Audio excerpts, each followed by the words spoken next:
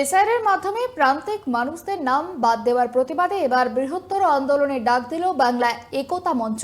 বৃহস্পতিবার প্রান্তিকদের সঙ্গে নিয়ে সাংবাদিক বৈঠক করে সংগঠনের পক্ষ থেকে তন্ময় ঘোষের দাবি, বেছে বেছে বাংলার যৌনকর্মী, ভিখারি সহ প্রান্তিক মানুষদের নাম বাদ দিয়েছে কমিশন। প্রতিবাদে 12ই মার্চ এক বিশাল প্রতিবাদ মিছিলের কর্মসূচির ডাক বাংলা একতা মঞ্চের। কোর্টে যাওয়ারও হুঁশিয়ারি দেওয়া হয়েছে।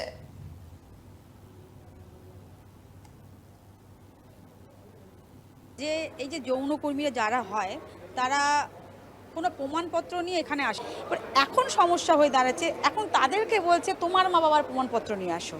সে তো আর বাড়ি যেতে পারবে না, সে কী করে নিজের মা বাবার প্রমাণপত্র নিয়ে আসবে? বা তার সন্তান, সে তো 2002-তে ভোটই দেয়নি, তার সন্তান কী করে তার মায়ের 2002-এর ভোটেরটা নিয়ে আসবে? এইখানেই আমাদের প্রশ্ন হচ্ছে যে এই জন্য আমরা আবেদন করেছিলাম ওনাকে যে আপনি কিছু আমাদের হেল্প। এখন বলছে 2002-এর যদি যাদের নাম আছে তাদের। এবার আপনি যখন আসলেন আমাদের কাছে আশ্বাস দিলেন কোনো সমস্যা হবে না, আধার কার্ড ভোটার কার্ড থাকলেই হয়ে যাবে। যেই আধার কার্ড ভোটার কার্ড আমরা সাবমিট করলাম, এখন কি হচ্ছে, মোটামুটি 60% লোকেদের হয়েছে, 40% এখন বলছে আমরা করব।